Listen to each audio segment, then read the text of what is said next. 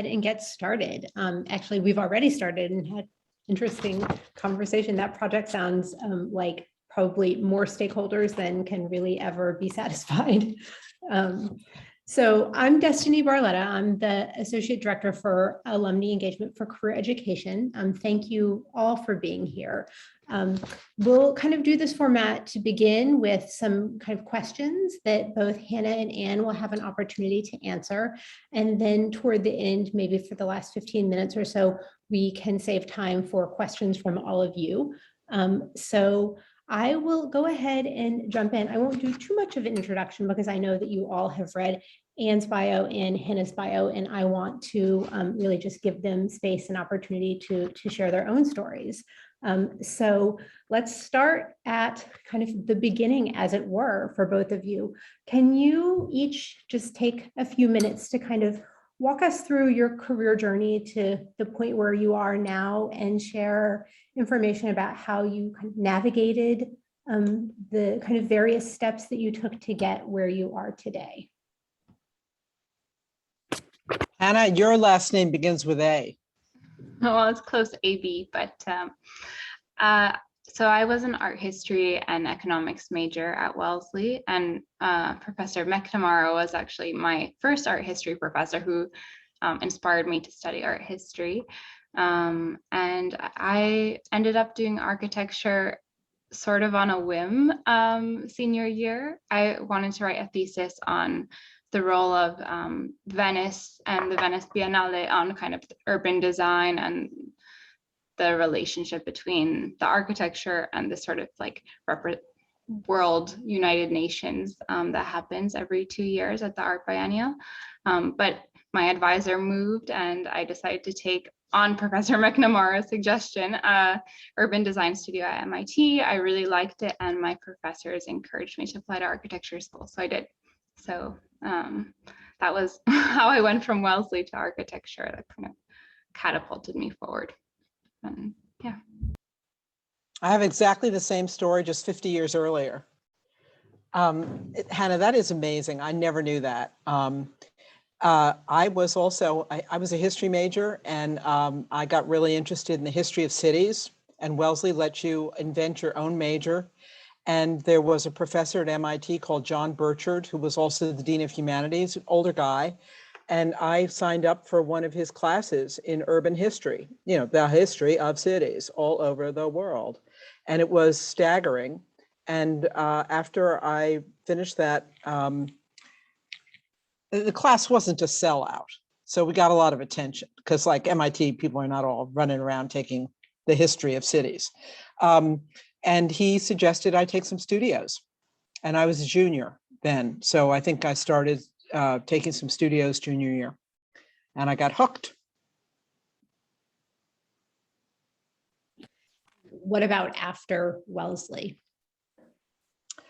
Well, I graduated from Wellesley in had been accepted, you know, to Berkeley and to MIT. So I went to MIT.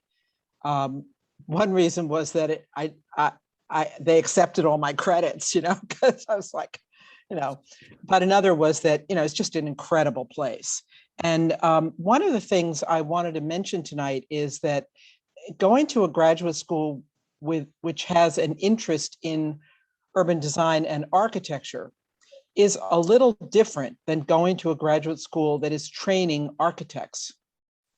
So I'm sure there are analogies like, you know, but just on the face of it, if you are going to a professional program, you will, the model will be professional practice. And MIT actually is a professional program and they have a lot of people in practice and, you know, it's certainly what I ended up doing. But actually the intellectual or the pedagogy is more around the entire realm of architecture, form, history, context, and now, of course, tremendous amount on sustainability, environmental planning, urbanization, global development.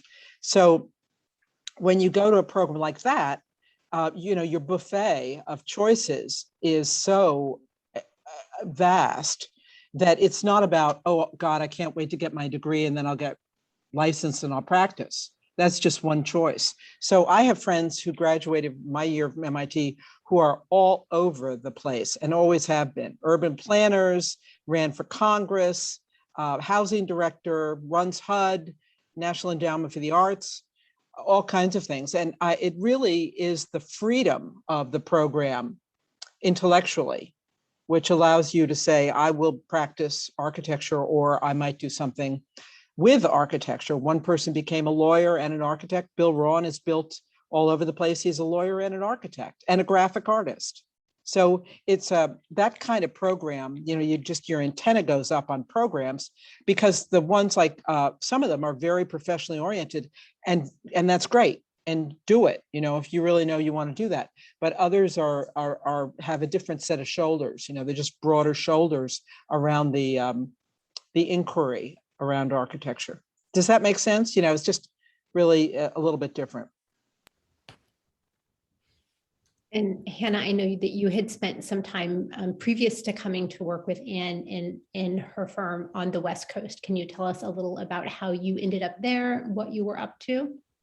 Well, I think I think what Anne is saying about MIT as a graduate school is kind of interesting to juxtapose with my choice of the University of Texas at Austin, because I chose it sort of for the opposite reason, and that I felt like Wellesley and MIT, kind of going to lectures and doing architecture theory courses there, had exposed me to one way of seeing the role of architecture in the world. And I felt like the University of Texas would expose me to sort of how do Americans, and sort of what is the more practical view of architecture in America today, and how are those things interpreted differently. So I actually chose UT to get out of the East Coast bubble. But then now I guess I came back, so it's, I guess, possible, proven by that. But what I realized when I was in Texas was that I really valued history and some of the more intellectual explorations too. So yeah, I think I'm still figuring out how to combine both kind of thinking about architecture with doing architecture and making architecture. The firm I worked for in San Francisco was much more sort of commercial architecture, I would say. But while I was in graduate school at UT, I took a break to work at Stephen Hall Architects, which is very far kind of in theoretical and conceptual, and a lot of what we worked on didn't get built. So yeah, it's I think nice if you explore architecture to see the spectrum of kind of from academic and theoretical to the most practical of how to assemble you know, a beam and post. So I found that ABA so far is a nice happy medium for me of those two. Well, bravo to you for fearlessly embracing all those different kinds of experiences. You know, I was always in a rut, you know, and I after grad school, it was a terrible economy. So like it's happened before, like 100 times. And but I had done a thesis on one topic, and there was an NEA grant on that topic. So I started being a consultant in that. And while I was doing consulting for this kind of think tank in Cambridge, I wasn't practicing architecture. I got invited to be a candidate to be assistant to the head of the Department of Architecture at MIT. Like, why? And what happened was that a Dutch architect was coming from the Netherlands to be the head of the department. And he said he would come, but he wanted a former student to be the assistant to the head because they would know the culture. So I stayed there for 3 years doing that. And it was a fantastic experience to understand first the physicality of to understand a place I'd been a student at, but in a completely different way. And to begin to understand how academic environments are shaped. And that has certainly affected my ability to practice for many leading academic institutions. It's that experience of being there. But then at the end of that, I had been doing a lot of volunteer work on the side for community groups, and I started to get asked to do things that were practice. So I left MIT. I became a research associate there on a very snazzy issue around building codes. So I was a technical person, and leaving that was a big step to just saying, I now want to focus on the community, the built environment, and getting things done in a different world. And that's how I started ABA, as a consultant, illegally, unlicensed. Oh yeah. $6 an hour I was paid. Yeah. Yeah, it was good. It was fine.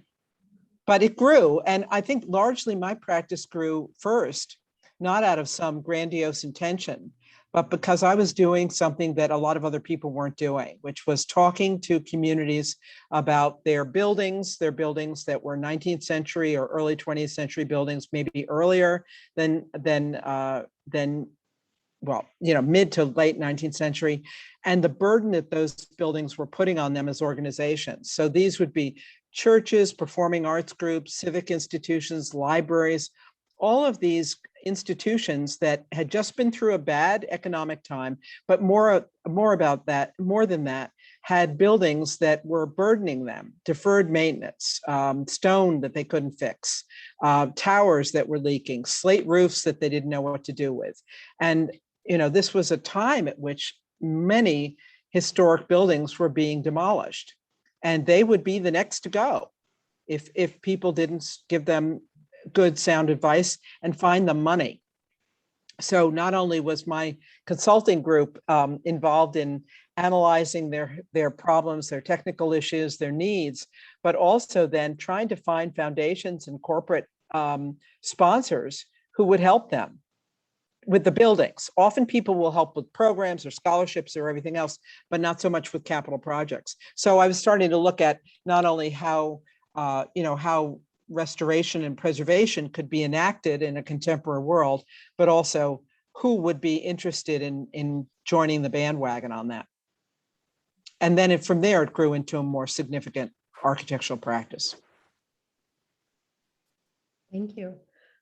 Can you talk a bit about, when you kind of look back on, what were some of the benefits or potentially and additionally challenges of your Wellesley experience and a liberal arts foundation for a career in architecture? There are no downsides to a liberal arts education.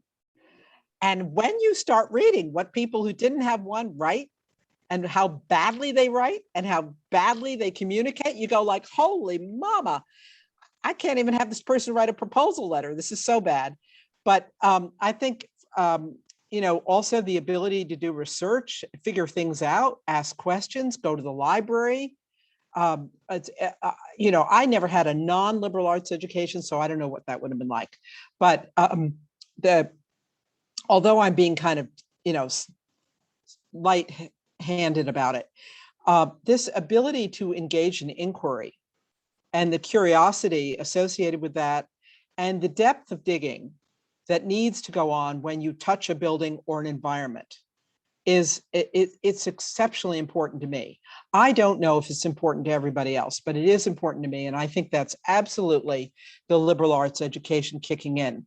Secondly, it turns out that people you work for, like clients, really appreciate it when you try to be in their shoes and understand them. You can't be them. Like I work for economics professors and math professors, forget it. But you can understand what it's like to try to make decisions, have a work environment where the people who depend on you deal with cutting edge research, try to have quiet time in a very chaotic, otherwise environment. You can start to look at all that because you yourself have dwelt in the library, understand what it's like to be under pressure, know how to put a research paper together, and have also failed at it, not done well. In liberal arts education, I don't know about you, but I certainly wasn't good at everything. And I think you learn a great deal about the limitations you have in liberal arts. What is it that you can do well, and what is it that is still so well beyond your reach. But I think that's it for me. I think it was a huge, it's been a huge help and totally embedded in the way I practice. It's not embedded in the way everybody does, but for me, it's been really great. Hannah, you had a liberal arts education. How was Yeah. that? Well, I would comment that I think Anne's firm is different from other firms I've worked with in that like other architects are not as good at communication, or they're too focused on their own ideas and sort of the architect's perspective and the architect's language, and not able to go into the client's shoes. So it's been interesting to sort of see and understand what the client needs, and sort of how to translate our architecture language that sometimes gets so immersive to the client. So I've observed that and I've appreciated that, I think, because I also find it kind of frustrating how many architects can't spell and write well. But it also means that I think I found in graduate school some of the visual kind of architecture language of making sections and plans. I had more catching up to do than someone who went to architecture school undergrad and then was in a master's program. So I think you learn from each other, from sort of the people that have architecture technical training from undergrad and the liberal arts. There's nice. Yeah, by the way, it's too late for all of you. You're in a liberal arts school, so too bad. That I think the hard thing is when you meet people who went to architecture school and like declared their major sophomore year. That's just a different track. And it's Cornell, it's great school. You could do really well doing that, but it's a different track. And so people who come to ABA who've done that, they just have a different mindset, and we learn from each other, but I think it's a different track. Can I ask a question? Is everybody here undergraduate, or what are you doing? What are you all doing? Yes. Yeah, they're all undergraduates. Yeah. Yeah. There's So a good collection of architecture majors who are good. Juniors, and a couple of two seniors I see, 3 juniors maybe, and then a couple of students I haven't met who I'm hoping are as yet undeclared architecture majors. And a couple of young alums as well. You see one young alum, Izzy, right there. Yeah. Good. We're hiring. Well, that's great. That's great. There wasn't an architecture major when I was at Wellesley. And so, this is a wonderful thing. And Martha, it's great you're there. It's fabulous. Yeah, and because of the cross-registration at MIT, they can take the intro design sequence at MIT, which is what Hannah went over to do. So, I think what's great about the architecture major is that it has the flexibility to let students see just as you've described, the wealth of things that you can do with a degree that's analyzing the built environment. Yeah. Destiny, do you mind if I share my screen for a minute? Absolutely, please do. Okay, I don't know whether you all want to see some stuff, but I thought it'd be fun. So tell me if you can't see it. Can you see it? We can. All right, so you see Against All Odds, MIT's Pioneering Women of Lands. So I found this article that somebody wrote. Oh, my liberal arts education kicked in as I was thinking about this meeting. And there's this wonderfully interesting article about the fact that MIT used to have a landscape architecture program. And I looked at it and I counted 1, 2, 3, 4 obvious women. These guys, oh, there's 1, 5. So, and I thought, well, it looks like there's about, 30 guys there, 5 guys. So then I read it a little more. And here is the architecture studio in 1902. And I think that's very real. And I think you would go seamlessly from an environment like that to an environment of working, a similar studio setup in a building in Boston, very, it's modeled on a kind of Beaux-Arts sensibility. And then I also found these images, which were kind of fun. A class all lined up. Obviously, I think there's an older person there. That might be the professor. And then everybody there, and they're all, I don't know what that contraption is. Hannah, that's even older than me. I don't know what that is, but that's an architecture studio. And then I looked at these stats. They were kind of fun. This was all in the MIT records, that in 1899, there were 53 architecture students. I think I'm reading this right. 3 were women, and then they have the percentages. And there's a little spike. Something happened in 1906. The spike went up to 10%. Something really happened in 1908. We're in, I don't know what was going on. And then down, not so good. 1911, nothing. But honestly, the thing that was so staggering about this is 1899. I got out of MIT in 75. That was exactly the same statistic for my year. Now, cumulatively for the whole program, they were admitting a lot more women, but we were definitely no more than 7% of the class when we graduated. There were 3 of us in my MArch year. That's all, 3. And, maybe in a couple of years later, it got up here. But I think, Hannah, now it's certainly 50%. And I saw these pictures of MIT studios, and I thought, well, I've been over there a lot too. And this is kind of, it's a very diverse, inclusive in terms of gender. I can't comment on other stuff. I think we have a long way to go on a lot of other things, but it's got a very informal, that's a very different setup. There's a lot more collegiality, and I think there's a depth of investigation that's much more inclusive, more people. That looks like a pretty young group, so that may have been one of the undergraduate courses. But the idea of the collaboration rather than the individual is very powerful now in architecture school. But still, there always are these presentations, and they are just wicked, and they always have been. And you learn a lot in architecture school about just, frankly, standing up for yourself, or else you die. You choose. And so these crits and juries that are held are they're very powerful experiences, where on absolutely no sleep, you're putting up all your work, and then people are sitting there, your fellow students, and then people who are invited. And it's one of the few professions or training programs where criticism is a very constant. It's a constant. In the environment of creating is you create, then somebody comes in and critiques. You create, somebody critiques. So that's an aspect of the culture that is sometimes very difficult. But on the whole, I was thinking about this the other night. I wanted to make sure I said, I think it is a fantastic profession. It's really fun. It's really interesting. You meet amazing people and you make a lot of mistakes, but you also can make some extraordinary contributions. Extraordinary.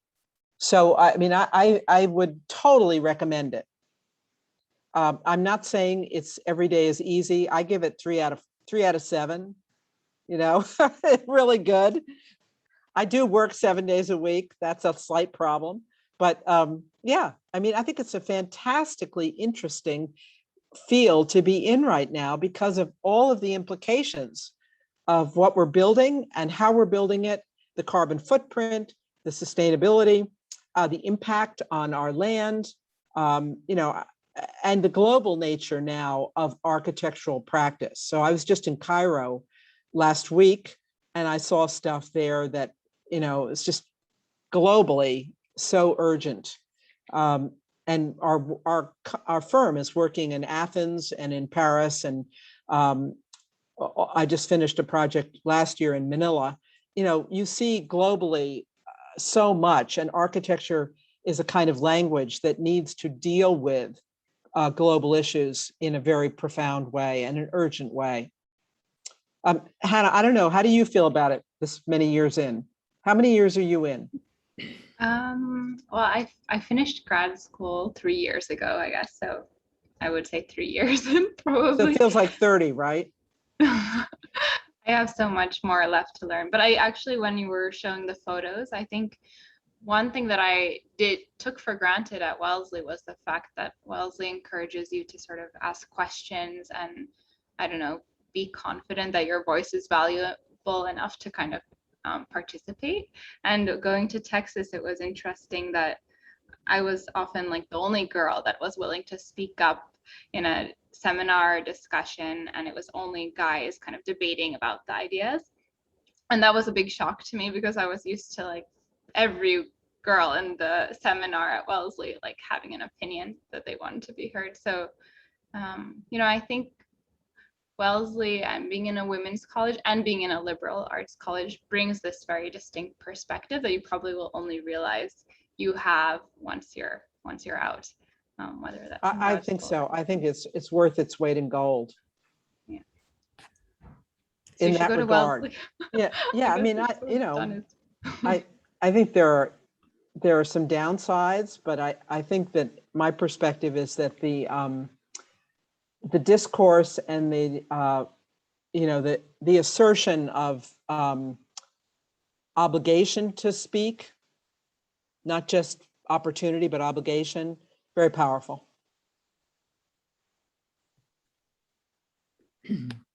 When you are kind of thinking about the longer arc of what you have done, Anne, can you share what you have found to be most meaningful or joyful about the work that you have done? Well, that's a wonderful question. And there is a great deal to be thankful for, not just joyful about. I could show you some work. Would you like to see some? I did a little homework on it. I wanted to show you some small projects because this isn't just about building big projects. And I wanted to say that it's always been really important to me that we have a variety pack at ABA. Big projects and small projects. And the reason we want certain jobs and we really go for them, and it's not easy, it's very competitive, is that I want, oink, oink, the intellectual content. I don't want a job that doesn't have intellectual content. I would be terrible at doing some commercial thing, Hannah. No one would want to hire me because it has certain needs, but it doesn't have the needs I'm most interested in. So I hate to say it that way, but I like the stuff that's really juicy and really hard, and really complicated. It has a lot of people in what we call positive discourse, meaning they're ready to kill each other. I kind of like the Fight Club, but I also like to find the things in working with large groups of people, the things that we can agree on, the values we do share, the directions we'd like to go. And Hannah, I don't want to end this call without you showing Iba. Do you have a couple of shots of that? I have a few. I have two. Well, why don't you show that project? Because you and I are working on it together. And it's a very unusual project. Tell everybody a little bit about it. Okay, let me see if I can share. Let's see. So actually, I contextualized it with while I was at Wellesley, I was I was the first intern at the Museo de Arte Ponce in Puerto Rico, and it's been interesting because then in grad school I did a Puerto Rico studio just by kind of lottery chance that forced me to explore Puerto Rico more after having spent time there. And then now we've been working on IBA, which is a project in the South End. It stands for Inquilinos Boricua en Acción, and it's sort of the tenants rights activist group in the South End that was protecting this area where a lot of Puerto Ricans and Afro kind of Caribbeans were living in the 1960s and 70s. And the Boston Development Authority wanted to raise it and kind of rebuild it because it was not in good condition, but it became this opportunity for the community to stand up for their rights and to prevent it from being destroyed and to rebuild it as this Villa Victoria. So there's a lot of it's subsidized housing, and that's kind of supported by this nonprofit. So we're looking at designing the offices and performing arts center right in that neighborhood to serve the community. So we've been going to a lot of Landmarks Commission meetings. So kind of showing the relationship to the South End Landmarks Historic District, but also something that represents the community and doesn't feel like it's creating another row house when that's not the program. Anne, maybe you want to say? No, I think that's great. Brilliant. So, do you have any other images? Those are the only two. I didn't Okay, want to. that's fine. But I mean, I think that's great. I would just say it's been great to work with Hannah on this. And when you say, well, why did we get this project? I want to mention something. So we're doing with this project with another firm. Another thing to be very aware of is we have a big interest in teaming with people who are not just like us. And we learn a lot from them. And to make a long story short, the client, which is a very interesting client of Latinx community, only interviewed 3 firms. They interviewed Natasha Espada, who is Puerto Rican and has a small firm, but a very good one here in Boston area. They interviewed a man from New York who is family is Puerto Rican, and they considered us. And I felt it was really important the minute we got the request about would we want to be interviewed, that we team up with a Puerto Rican firm or with a Latinx affiliate, because I think the relationship with a client is really important. It's important to have common ground. So that's what we've done. And it's been fantastic to do that. But I also wanted to point out that I'm not Latinx, but I'm extremely interested in diversity and how we get that represented in our communities. But I was saying like, well, you're interviewing a Latinx woman, a Latinx man, and me, an Irish Catholic. Okay, that's interesting. How come you put me on the list? And it turns out that the reason that we were put on this list is that I was doing volunteer work in the community and trying to make, if you will, a developer be a little more responsible. So I was quite outspoken, as in a Wellesley sort of way, without victimizing the poor guy and his team. And I was speaking about things they cared about, which was affordable housing, sidewalks, trees, shade, outdoor space, et cetera. And I volunteered on this mayor's committee to do this for about 9 months or 10 months. And the coordinate head of EBA was also on that committee, and we never met. We just both were there giving input and response. So I wanted to say that some of the best commissions and opportunities I've had are not, a direct result of me going to a community meeting and saying, well, I'm an architect, will you hire us? But just being engaged and having a point of view and trying to express that. I'm sure as many people think that point of view might not be welcome, but I will tell you that on that committee, there were about 7 women, 3 Wellesley graduates, from age 85 to about age 40, 3 Wellesley graduates. And we would see each other, and I had seen them at other community meetings, but I never had known they went to Wellesley, but we were spending so much time in these meetings that we got talking. So there is something there about involvement, and to see it kind of, I don't want to say pay off, but just evolve was, it's not the first time. It's really incredible. It's not the first time. I'll show you a couple of other projects just for a sec. Some, Hannah, I think you've seen, and some maybe not. So, okay, let's do a New York project. So you seeing my screen? It's okay? Yes. Yep. Okay. So I wanted to show you a small project. So this is an unusual organization in New York. It's on the Upper East Side. It's called the Grolier Club, and it's almost anyone can join. It's completely free and open to the public, historic building. And the people who join are bibliophiles. They collect books, they love print. They have all kinds of fabulous books, and they have an exhibit hall. And their exhibit hall had looked at one point like this. There'd been a lot of changes to this early 20th century building. The building was actually designed by an architect who has done work at Wellesley, the Alumni Hall. And in the 70s, it got kind of post-modernized, mostly pink. And this is the way it looked. So they asked for proposals to redo it. And we were hired because we do a lot of work for museums. But this is not a big project. This is really one room in a whole building. But we got intrigued by the idea of books and literature and how people displayed things and what lighting could be, how we would deal with controlling the environment, how we would get things like a wood floor to stand up to traffic, because a lot of people come here on Saturdays. They love this. And this is the room now. And I just show it to you because I think it's a transformation. And I think, Destiny, were you asking what gave us joy? I Mhm. think a turnaround is a good thing. That'll get you through the night. And this is an extraordinary turnaround. And one of the most exciting things, I don't have a picture, was 2 years ago when it first opened, they had an exhibit of women printers.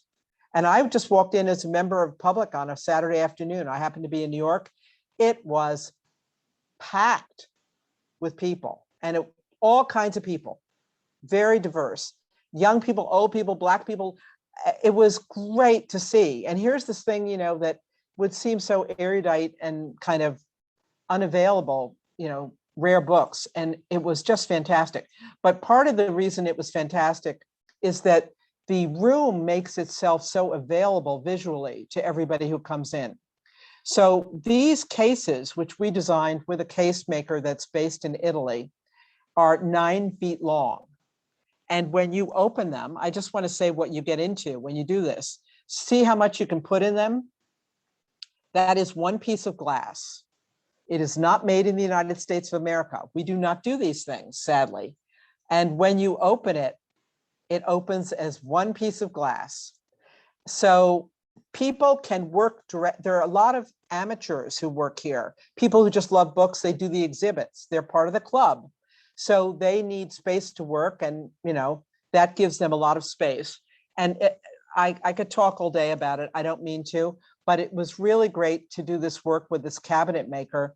And we also did work with a man who is a company that developed this screen. This is a 1, 2, 3, 4, 5, 6, like 12 cell giant screen. We use it for lectures. They use it for exhibits. It's a fantastic piece of the environment. So I'm just going to give you those few little studies, but a few little slides of the after, but it's a whole journey. Even though it's a small project, there's months and months of figuring out what to do, who to do it with, how they can do it. Are they going to be able to get it off the boat in Hoboken? No, they're not. It'll be August. The Italians don't work in August. Who's going to build these? It's crazy. It was really fun, really, really fun. So that's one project. And I'm going to show you one other, which is a sort of medium-sized project. So this, Martha, is more like what we normally are known for, although we're doing a lot of exhibit work. This is a building at the University of Pennsylvania. It had been it's a 19th century, it had been an orphanage, it had a long history, and it was used as a music building. So this is a music practice room. It's kind of a mess. Everything is all over the place, never seen any rehab. So I wanted to just walk you through the process. The first process was to figure out what they wanted and what could go naturally into the 19th century building and what they needed to do to add to it. And there's a big site piece of this that goes with that about how to make it happen on the campus. So here's the original building. This is another 19th century building here. This is green space that we managed to keep very open. So we didn't want to build behind both of them. And then this is the addition. The idea of this was that it isn't a music building with an addition. It's one building. It's a music building, but it speaks to 2 generations. So it's a generation of the 19th century, and then also a newer generation of something that speaks to a more open, visible environment. Because this is a building that has a lot of surface on it. And you really wouldn't know what's going on in there unless you knew it was a music building. So we wanted to make it more transparent. So we went to models. We gave them a lot of options. We started working in watercolors. There were at least 12 different agencies we had to convince that this kind of thing was an appropriate, respectful kind of dialogue between old and new. And then we found the materials.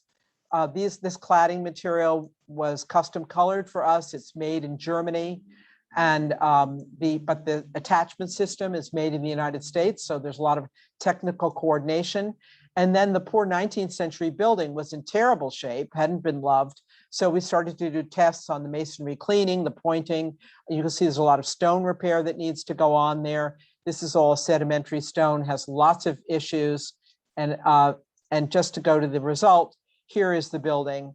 This is a original, brick building with brick that was, fabricated in the Pennsylvania area, very uniform red color. This is the terracotta building, terracotta being another form of essentially brick masonry, different type of unit.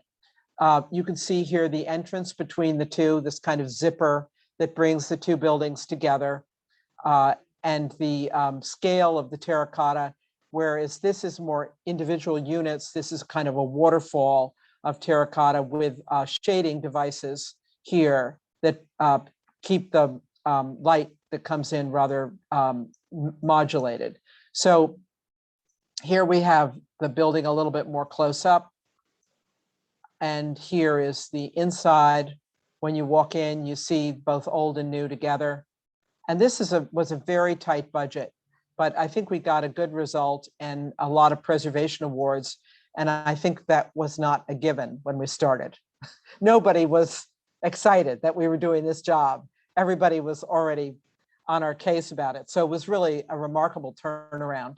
So I could stop that now. I could show you a couple of bigger projects, but Destiny, I'd love to find out what questions people have and whether they want to see more. You can go on our website and, play with it. Yeah, I would love to make sure we have some time for student questions. This is I think probably a unique opportunity for the students to get to engage. So please feel free to use the chat function and raise your hand and unmute yourself. I want you to, if you want to put your question in the chat, you're welcome to do so. If you want to use your own voice, please do that.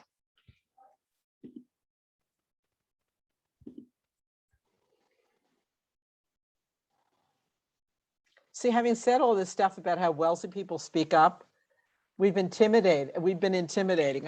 I hope not. Happy to talk about anything. I had a question about when you are creating a proposal for a competition for designing a structure, what kinds of content are the clients generally looking for in one of these initial proposals? Are you a graduate, an architect, or a student, or what? Tell me a little Oh, about. sorry, I should have introduced myself. I'm a junior at Wellesley, majoring in architecture and anthropology. Okay. Well, the first thing I'd say is if you would ever like to see some of our proposals, I'd be very happy to share them. So don't be a stranger. I'm sure Destiny will give you my email. I'll be glad to walk you through a couple. A lot of proposals depend on what people want from you, but usually they want a portfolio and they don't want to see projects that mean nothing to them.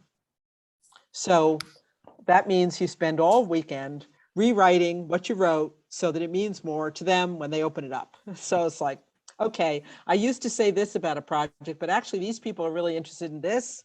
And this project has that, but I didn't say that. So there's a lot of writing.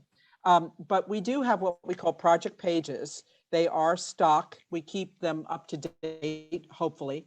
And they have maybe 12 pictures of a building. If it's a rehab before and after, it'll have plans. It'll talk about what the client wanted, what came out of the project. So it's just graphic information. It's not a lot different than what people can get on the website. So it's kind of obnoxious to have to rewrite it. But on the other hand, it's good discipline because it makes you think about what they care about. And, you're always then saying, well, if I were them, I'd care about this. So I'm going to make sure that my project kind of offers some perspective on that. So there's the portfolio. Then there's usually a cover letter where you tell them that you love them. And that they mean the world to you. Or you basically say, this is what, in the cover letter, this is what our project, our proposal has in it. But this is what your organization means to us. I always say it because even though it might sound like I'm a jerk, it's the truth. And if the project doesn't mean a lot to you, why are you doing it? So, we have to eat, but there's probably another project out there. So I always try to say something about what it means to us to be involved in something like that, what we bring to it, try to keep it short. Then, but hit a couple of things that we think matter.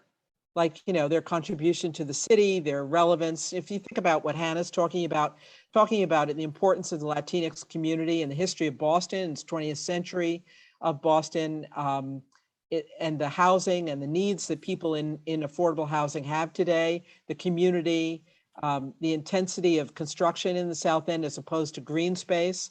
So you're finding some things to say that show that you get it about the concerns they have. Then there's the actual proposal. It usually talks about who would be on the team and how you would do the job. And that takes a lot of thinking. And sometimes if it's a competition, you do design work, but they don't always ask for that.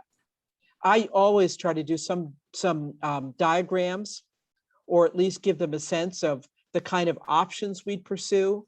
But my big thing is to tell them that we'd pursue options. I think what's out there about architects is usually like they give you something, but I don't believe that. I think what we do is we engage with you, and together we find at least 3 or 4 possibilities that we can all talk about, and then we're going to make something out of those. There's a process here of options and investigation and looking at what the right fit is and the right cost.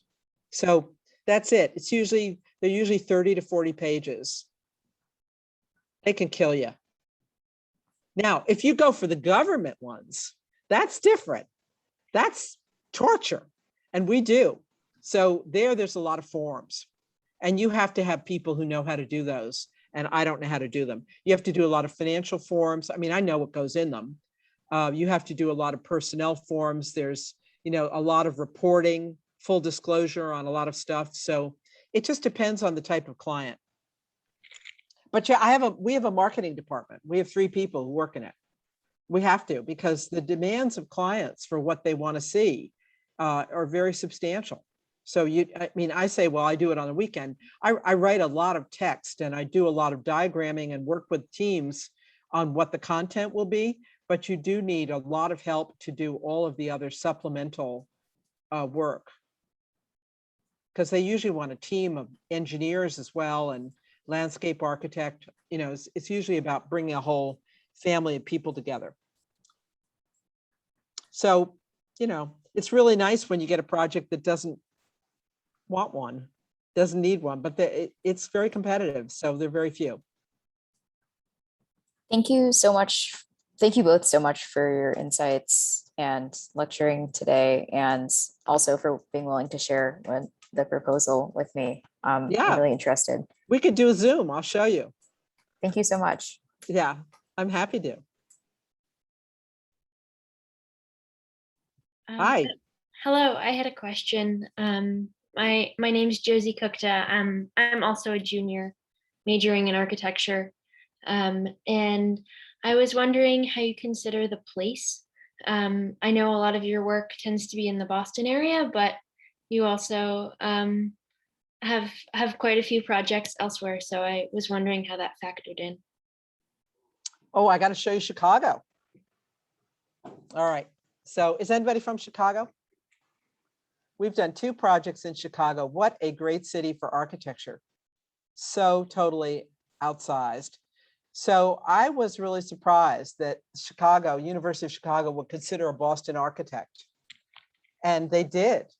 And we competed against a New York architect and a Chicago architect for this project, which was a former theological seminary, full block long, right on the edge of the University of Chicago. University of Chicago is quite an urban campus, but it's in Hyde Park. So it's kind of like in Cambridge, but it's a big urban campus. So this building they didn't own, so they bought it. And the theological seminary built a new building that was more attuned to what they were trying to do, a lot less ecclesiastical. And what we came up with for them was this project, that would repurpose the entire theological seminary all the way here, build a new building behind it, and develop open space between the 2. So in the back of these buildings, this is the university campus over here. So, and then pedestrianize the street. So it was about 4 different initiatives: this historic rehab, the addition, contemporary addition, the landscaping and pedestrianization. And the site is right next to one of Frank Lloyd Wright's major buildings and a huge new business school by Raphael Vignoli. And so like no pressure, right? It's like, oh, no problem, we can do this. But we started by looking at where to put the large scale things that the client needed would be. And our idea was to put them below grade.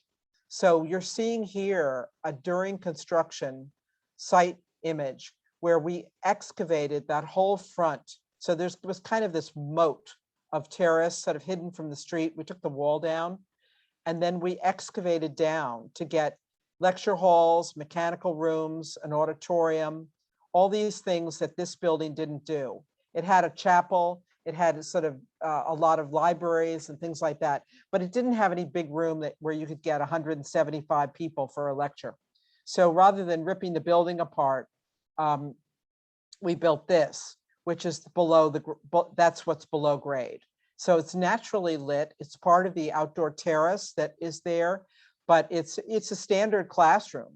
But in order to figure out what to do about the classrooms, we went to Chicago. We spent a ton of time there, and we attended classes at the business school to see what that extreme was, because those are grad students, a lot of grad students. This is the Department of Economics. And we also attended classes in the Department of Economics to see what they were all about.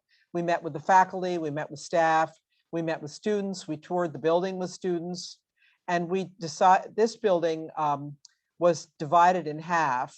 It had a truck route through it. So then we had to work with the city of Chicago to close off the truck route and get an entrance that was worthy. So that big space is under here, over on the right. And all of this is re-landscaped. There's now it's fully accessible. And that's a conference room on the second floor. And then we did other things like enclose these walkways around the building, because it's really like Harry Potter, very complicated building. Like you have some at Wellesley too, but this was on steroids, really complicated. And then they have a very nice view of the terrace. So it's a lot of collaborative spaces. And in economics, they hadn't had that. Everybody was uncollaborative because they didn't have room in their buildings to get them together. We put in a Starbucks, and then some other very contemporary initiatives. So you can see these materials are very contemporary. This is the stair that goes up through the building in that former truck bay. So it's a very contemporary way of working with glass, steel, concrete floor to get through the building. And then I just show you a couple more. Oh gosh, this isn't, I'm sorry, this is not very high res, but this was the chapel, and we made the chapel into a graduate center. So it was deliturgized. All of the stained glass was repurposed in another religious setting in Chicago. All this lights were restored. They're beautiful. They were unique. We did research on everything. We did a huge historic structures report to evaluate the building, cleaned all the interiors, took this room, which was the library, cleaned all the walls, made it into a lecture hall. So now people are in the building every day. Oh, and we even found a space called our IKEA loft up in the attic for graduate student study. So it's just about finding everything we could. And then this was the back of the building. That's where those trucks went through. And we rebuilt the center spine with that stair that goes all the way up. And then that's the new building that's in the space. And this was taken before more green space was added back there, but that's become a whole green area behind the building. And inside, that's a steel and terracotta building. So it responds in some ways to the neighborhood, which has these kind of triple deckers and brick buildings, but it's also very clearly contemporary, has these deep bays so that it has shading. And then inside that's looking at the back of the old building. You can look all the way through and see one of the arches that connects with the original ecclesiastical building. And then it has some very contemporary spaces in it. And then that's the pedestrianized walkway. I hope you can see it. I'm sorry, I used low res because I wasn't sure what we'd have, and I think I should have used high res images. So that, anyway, that's that project. So how do you get to know a place? Well, you know, you have to spend time with the people. You have to get out there. You have to spend time on the site. You have to understand a lot about Chicago. You never do understand all you should. You never do. But you know, I think this is where Zoom probably doesn't work, is spending time getting to know people. I'm really, in that project, which was about a 4-year project, we really got to know people at the university, and everybody from the registrar to the economics professors to the grad students, head of the department, administrative people, building operations people. And you make a building when you start listening to all those people and understanding what they need, and understanding how the authorities, the regulatory authorities in Chicago, are going to get to an approval, because they have to approve everything. And you know, the neighborhood wasn't crazy about it. We had to really do a lot of meetings with the Hyde Park neighborhood. They, you know, the university, the neighborhood, blah, blah, blah, blah. So, but I think in the end, there was a lot of synergy, and the building is open to the public, or now it used to be, I mean, will be again, God willing. And a lot of people from the neighborhood use those spaces all the time. So that's a good part of the university. It has a very open door policy. But you know, sometimes the naysayers are your closest neighbors and are worried about a lot of issues. They love the pedestrianized street. So that, I mean, and then we did another project in Chicago after that. So that was great. It was a really nice segue into another one, which was a library. Excellent. Thank you. If we can end with our absolute gratitude. This has been a fabulous conversation. Thank you. Really seeing some of the projects and how you both kind of work together is really wonderful. Share as we go out, if you think you could offer one piece of career advice for the students on this phone call, what would it be? Oh, Hannah, go for it.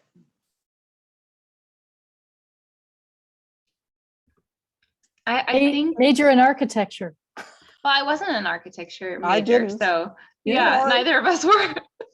I think it's the possibility to, you know, even at that moment, actually, when I was a senior and not an architecture major, that, you know, it was a bit of a risk applying to architecture school. I might not get into any schools. And I think just like not being afraid to take risks, especially when we're at the beginning of our careers. And if you know you care about something and you work hard, just kind of committing to that, both in your effort and sort of your belief in yourself. Yeah. I think that's great advice. I couldn't do it better. And you know, I think another thing is you got to get ready. I mean, I probably have made every mistake you can make in architecture. And you got to be incredibly resilient. You just got to pick yourself up. It's just like your mother said, you got to get up and the next day and do it all over again. And I think that it is a fantastic profession. I think it is a fantastic profession. And I think, you know, it's much more welcoming now to women. I think it has a somewhat better lifestyle balance. Don't get me going on that. You know, I think it's easier, a lot easier. The world is a little bit easier to manage than it was. I have 2 kids and it was intense, but I think it's a great profession.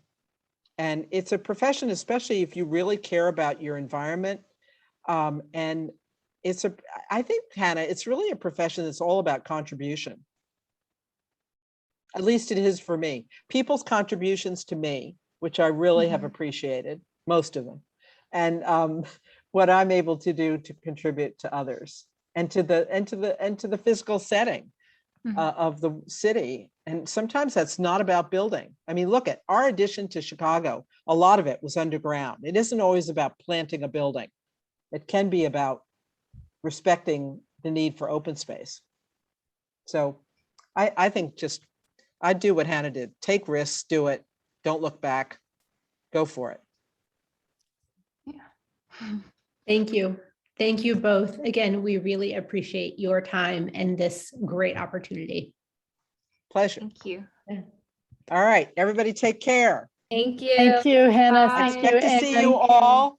Bye. Name the lights. Okay. Ciao, ciao. Thank you Bye, so much. Hannah. See you Bye. tomorrow. Bye. Bye. Hannah. Okay. Bye.